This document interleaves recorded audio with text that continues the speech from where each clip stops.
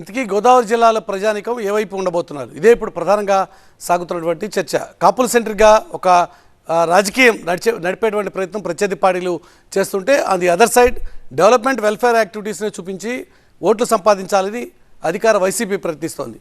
ఈ క్రమంలోనే ఈరోజు శంఖారావాన్ని పూరించినటువంటి సిద్ధం సభతో శంఖారావాన్ని దెందులూరు వేదికగా పూరించినటువంటి జగన్మోహన్ రెడ్డి చేసినటువంటి వ్యాఖ్యలు ఇప్పుడు ప్రధానంగా పొలిటికల్ సర్కిల్స్లో కీలకమైనటువంటి చర్చకి దారితీస్తున్నాయి. ఈ అంశాల మీద మనతో మాట్లాడడం కోసం బొలిశెట్టి సత్యనారాయణ ఉన్నారు, జనసేన పార్టీ నుంచి ఆ పార్టీ ముఖ్య నాయకులు, జనరల్ సెక్రటరీ. అలాగే రఘురామ్ ఉన్నారు, భారతీయ జనతా పార్టీ నుంచి ఆ పార్టీ సీనియర్ నాయకులు. అలాగే జూపూడి ప్రభాకర్ ఉన్నారు, ఏపీ ప్రభుత్వ సలహాదారు, వైఎస్ఆర్సీపీకి సంబంధించిన ముఖ్య నాయకులు. ముందుగా బొలిశెట్టి గారు, మీ దగ్గర నుంచే స్టార్ట్ చేద్దాం. గోదావరి జిల్లాలో మెజారిటీ స్థానాలు తీసుకోవాలని పొత్తుల్లో భాగంగా అక్కడ మెజారిటీ స్థానాలు సంపాదించాలని ఉమ్మడి ఉభయ గోదావరి జిల్లాలో మీరు చేస్తున్నటువంటి ప్రయత్నం.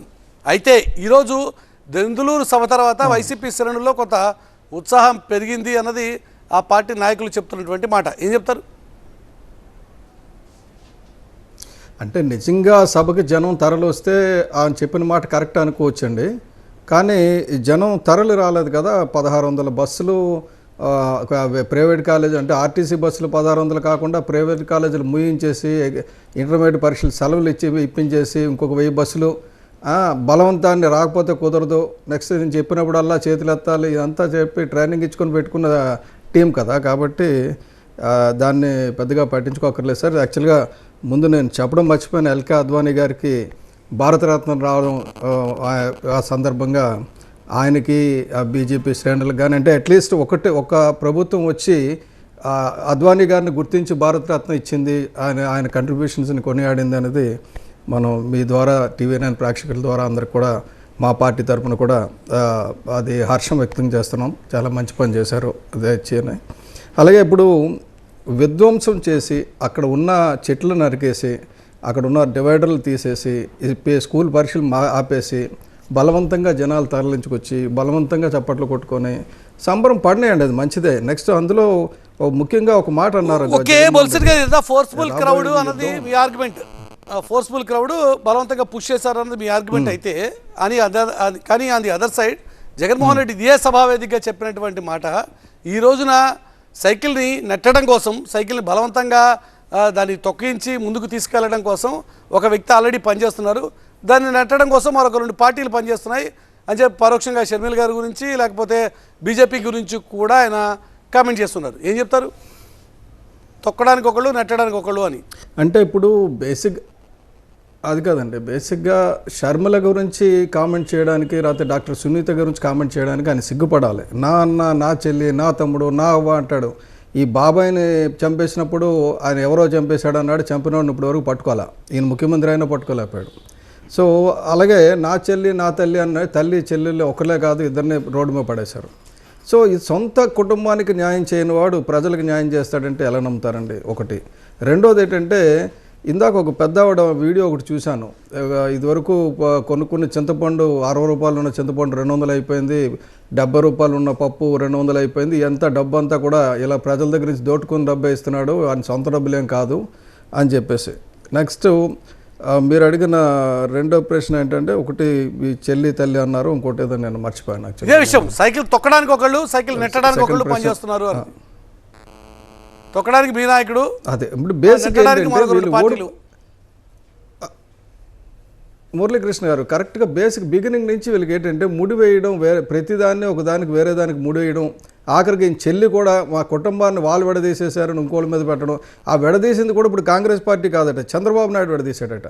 అంటే ఎంత అరాచకం అంటే, బేసిక్గా ఆయన చెప్పింది ఒకటి చెప్పాడండి, రామాయణం భారతం గురించి అంతా చెప్పుకుంటూ వచ్చాడు. నాకు కనిపిస్తున్నది ఏంటంటే, కౌరవుల్లాగా 100కు పైన ఉన్న వాళ్ళందరూ కూడా వీలేనండి. ఇది మన వైసీపీ వాళ్ళు. పాండవుల్లాగా కొద్ది తక్కువ సంఖ్య ఉన్నది ఈ తెలుగుదేశం వాళ్ళు. కృష్ణుడి పాత్ర వహిస్తున్నది ఇది పవన్ కళ్యాణ్ గారు. కాబట్టి కృష్ణుడు ఎటువైపు ఉంటే వాళ్ళే గెలుస్తారు. కాబట్టి ఈసారికి ప్రజలైతే డిసైడ్ అయిపోయారు, తెలుగుదేశం, జనసేన, కూటమి, బీజేపీ కలిపి మొత్తానికి ఇలాగేస్తారు. జగన్మోహన్ రెడ్డి ప్రభుత్వం లేదు, నేను అర్జునుడిని అని చెప్పి జగన్మోహన్ రెడ్డి గారు అంటారు. నిన్నటి సభలో ఆయన చెప్పిన మాట అదే, నేనేమి అభిమన్యుడిని కాదు, అర్జునుడిని. అదే అదే అదే పద్మవ్యూహాన్ని ఛేదించి మరీ బయటికి అంటే రాగలిగే ఇప్పుడు శక్తి సామర్థ్యాలు ఉన్న వ్యక్తిని ఆయన చెప్పుకున్నాడు. మరి నాకు తెలిసినంత వరకు, నాకు తెలిసిన భారతంలో అయితే Correct. అర్జునుడు కృష్ణుడు ఓవైపు ఉంటారు, మరి కానీ ఇక్కడ రెండు పక్కల ఉన్నారు కదా. రెండు వైపులా లేదండి, ఎందుకంటే కౌరవులు 100కి దాటి ఉన్నారు కదా, కురు సంతానం జనం ఎక్కువ ఉన్నారు కదా, అటువైపు కౌరవులు వాళ్ళకే ఇచ్చేద్దాం, క్రెడిట్ వాళ్ళకి ఇచ్చేద్దాం. కాబట్టి సరే, ఓకే, ప్రభాకర్ గారు react అవుతారు. ప్రభాకర్ గారు, ఇంపార్టెంట్ ఇంతకీ అండి కౌరవులు మీరే ఒక్క నిమిషం, మీరే అన్నది జనసేన ఆర్గ్యుమెంట్. పవన్ కళ్యాణ్ గారు కృష్ణుడు లాంటి క్యారెక్టర్ అయింది అన్నది బొలిశెట్టి గారి విశ్లేషణ. చెప్పండి మీరే ప్రభాకర్ గారు, సార్ చెప్పండి మీరే చెప్పాలి. Sir good evening sir. Good evening. I mean లైవ్లో ఉన్నటువంటి మిత్రులకు అందరూ కూడా పేరు పేరున సార్, ఈరోజు జరిగినటువంటి సభ దెందులూరులో వైఎస్ఆర్ కాంగ్రెస్ పార్టీ దాని ప్రభావం అంటే ఉభయ గోదావరి జిల్లాల్లో ఇందాక మీరు చెప్పినట్టుగా గతంలో కన్నా ఈరోజు ఏ విధంగా ఉంది అనే దానికి భయపడిపోయి బెంబేలెత్తినటువంటి స్వరాలు కొన్ని ఇట్లనే మాట్లాడుతున్నట్టుగా కనపడుతూ ఉంది.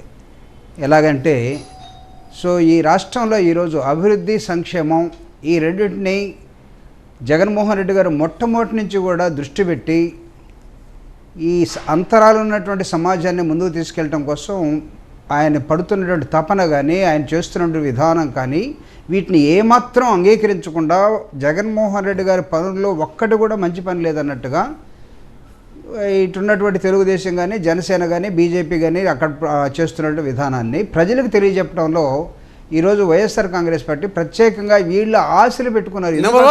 ఇష్యూలో ప్రభాకర్ గారు బొలిశెట్టి గారు చేస్తున్నటువంటి ఆరోపణ, బొలిశెట్టి గారి కామెంట్, ఈరోజు వచ్చినటువంటి క్రౌడ్ అంతా కూడా ఫోర్స్ఫుల్ క్రౌడ్, బలవంతంగా తీసుకొచ్చినటువంటి ఆర్గనైజ్డ్ క్రౌడే తప్ప అదేమి జగన్మోహన్ రెడ్డి గారి కోసం వచ్చిన క్రౌడ్ కాదు అన్నది బొలిశెట్టి గారి విశ్లేషణ. I'm coming to that point. So ఈ ఉభయ గోదావరి జిల్లాలో కానీ రాష్ట్ర వ్యాప్తంగానే తెలుగుదేశం పార్టీని జనసేనని 2014 నుంచి 19 దాకా చూసినట్టు ప్రజలు 2019లో వీళ్ళ వల్ల ఏం కాదని వదిలేశారు. ఇప్పుడు వీళ్ళు ఏం చూసుకొని మళ్ళీ మా వల్ల అవుతుందని వీళ్ళు భావిస్తున్నారో, వీళ్ళ వల్ల ఏం తెగుతుందని ప్రజలు భావిస్తున్నారో కొద్దిగా జాగ్రత్తగా వాళ్ళు అర్థం చేసుకుంటే వాళ్ళు పాపం అన్ని ఆశలు పెట్టుకోరు. వైఎస్ఆర్ కాంగ్రెస్ పార్టీ చాలా నిర్దిష్టంగా ఈరోజు ఈ రాష్ట్రంలో చేసినటువంటి అభివృద్ధిని, సంక్షేమాన్ని, గవర్నెన్స్ని చెప్పుకోవడం కోసం చేసే ప్రయత్నంలో వచ్చినటువంటి జనం వీళ్ళందరూ కూడా. సో ఈ జనం అందరూ కూడా బలవంతంగా వచ్చారు, లేకపోతే తోలితే వచ్చారు, లేకపోతే నెడితే వచ్చారు, ఇవన్నీ కాదండి. మీరు ఒకవేళ అక్కడక్కడ వీళ్ళు అనుకున్నట్టుగా కొంతమంది రాలేకపోయారు అనుకోండి, బస్సులు ఎక్కలేకపోయారు, బస్సులు పెట్టకుండా వీళ్ళు బహిరంగ సభలు పెట్టగలరా?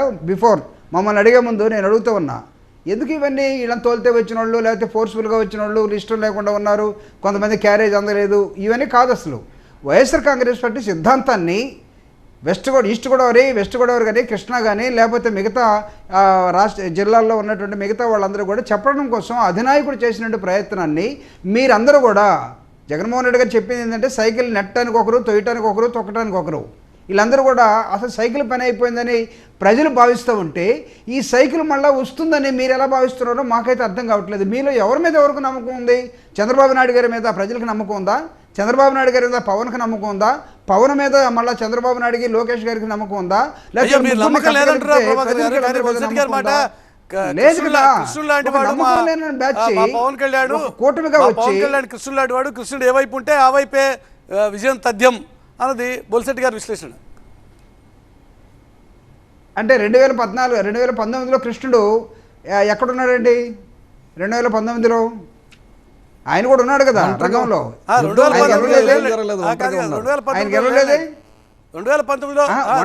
ఒంటరిగుంట గెలవడా? లేదండి, కాదు, ఒంటరిగుంట గెలవడా కృష్ణుడు? కృష్ణుడికి ఎప్పుడు అటు ఒక చెలికెత్తే ఇటు ఒక చెలికెత్తి ఉండాల్సిందేనా? ఒంటరిగా ప్రజలు గెలుచుకున్నాడు అంటే కృష్ణుడి పాత్ర అదే. ఒంటరిగా ప్రజలు గెలుచుకున్నారండి. పవన్ కళ్యాణ్ గారు ప్రజలు గెలుచుకున్నారని గారు.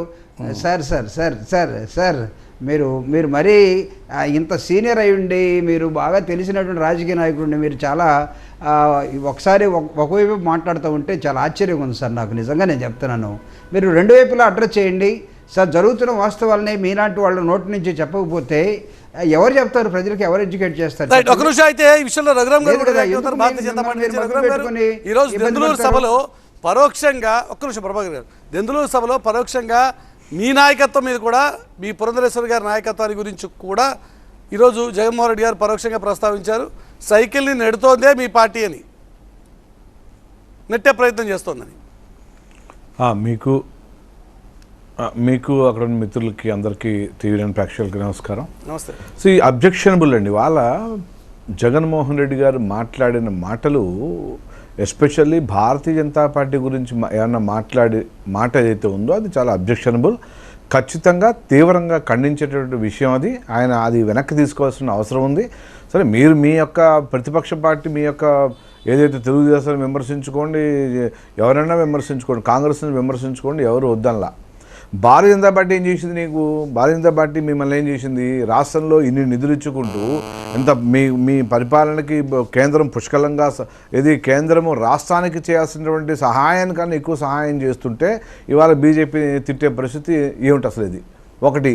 ప్రభుత్వము ఇంకొకటి ఏంటంటే, మిత్రులు జూపుడి గారు పెద్దలు అండ్ విజ్ఞులు నాకు తెలుసు, కానీ కృష్ణుడు పాత్రను కానీ ఇక్కడికి భారతాన్ని కానీ ఇక్కడ తీసుకురాకూడదు. ఎందుకంటే అది ఆ శ్రీకృష్ణ పరమాత్మ యొక్క అవతారం వేరు, ఆయన ఇచ్చిన సందేశం వేరు ప్రపంచానికి.